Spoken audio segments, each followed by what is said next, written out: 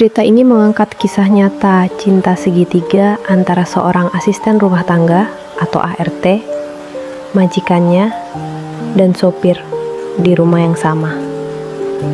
Dira hanyalah gadis desa yang bekerja sebagai ART di keluarga kaya raya Jakarta.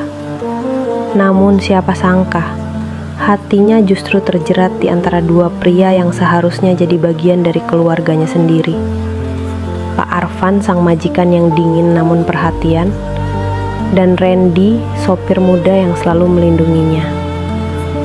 Ketika cinta tak mengenal kasta, status, dan aturan, apakah Dira bisa memilih tanpa menyakiti, atau justru ketiganya harus menanggung luka yang dalam? Saksikan kisah mengharukan ini, jangan lupa like, komen, dan subscribe untuk cerita viral lainnya dari channel Pensil Bahagia.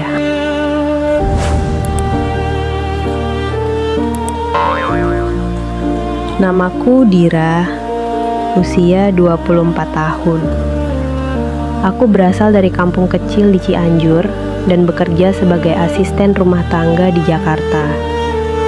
Sudah 2 tahun aku tinggal di rumah megah milik keluarga Pak Arfan dan Bunia. Kehidupan di rumah itu awalnya biasa saja, sampai datangnya Randy, sopir baru yang membuat hidupku jungkir balik. Tapi yang membuat semuanya rumit bukan hanya Randy. Sejak pertama kali aku bekerja di rumah itu, aku merasa seperti tidak dianggap. Bunia sibuk kerja, Pak Arfan selalu dingin, tapi aku profesional. Sampai suatu hari, aku jatuh sakit. Tak kuduga, Pak Arfan yang biasanya cuek justru mengompres keningku, memasakkan bubur, dan duduk di sampingku. Istirahatlah Dira, jangan kerja dulu. Sejak saat itu, perlakuannya berubah. Dia tak segan bicara langsung padaku, bahkan kadang membawakan oleh-oleh kecil dari kantor. Tapi aku sadar batasku. Aku cuma pembantu di rumahnya. Randy datang 3 bulan setelah itu, umurnya 27 tahun, mantan TNI, kini jadi sopir pribadi keluarga. Dari awal dia ramah padaku. Kami sering ngobrol di dapur saat malam. Ia suka bercanda, kadang bantu aku masak kalau majikan pergi. Entah sejak kapan, aku mulai tertawa lebih lepas jika Randy ada. Tapi anehnya Pak Arfan jadi lebih sering memanggilku untuk hal-hal kecil. Dira, tolong buatkan kopi, tapi kamu sendiri yang antar. Padahal biasanya ia minta ke Bunia. Aku mulai gelisah, 2 pria dalam satu rumah dan aku di tengah-tengahnya.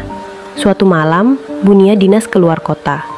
Di rumah hanya aku, Pak Arfan, dan Randy. Aku sedang menyapu halaman saat Pak Arfan menghampiri. Dira, kamu masih sendiri? Aku hanya mengangguk. Ia menatapku tajam tapi lembut.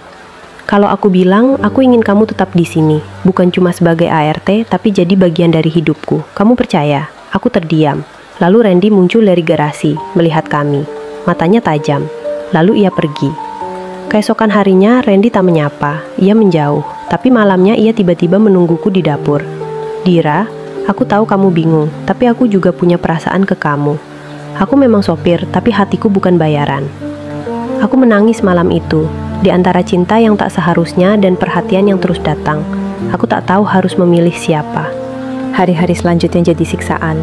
Pak Arfan mulai sering menyebut rencana cerai dari Bunia. Ia ingin aku tetap di rumah itu bersamanya, tapi aku tak pernah minta jadi alasan kehancuran rumah tangga orang. Di sisi lain, Randy yang biasanya kuat mulai menunjukkan sisi lemahnya. Ia bilang siap berhenti kerja dan membawaku pulang ke kampung untuk memulai dari nol. Pilih aku Dira, kita bisa hidup meski susah, katanya. Aku memilih diam. Aku akhirnya menulis surat dan meninggalkan rumah itu diam-diam. Dalam surat itu, aku menulis, untuk Pak Arfan dan Randy, aku mencintai kalian berdua dengan cara yang berbeda. Tapi aku tak bisa memilih dan menyakiti salah satu dari kalian. Maka biarkan aku memilih pergi. Aku ingin mencintai diriku sendiri lebih dulu sebelum aku mencintai siapapun. Maaf jika kehadiranku membawa luka. Sekarang aku bekerja di panti asuhan sebagai pengasuh anak-anak. Aku merasa lebih tenang. Kadang-kadang aku masih memimpikan Pak Arfan dan Randy. Tapi kini aku tahu, cinta bukan soal siapa yang paling bisa memberi, tapi siapa yang paling bisa membiarkan kita tumbuh. Entah di mana mereka sekarang. Tapi aku yakin, luka kami sudah berubah jadi kenangan.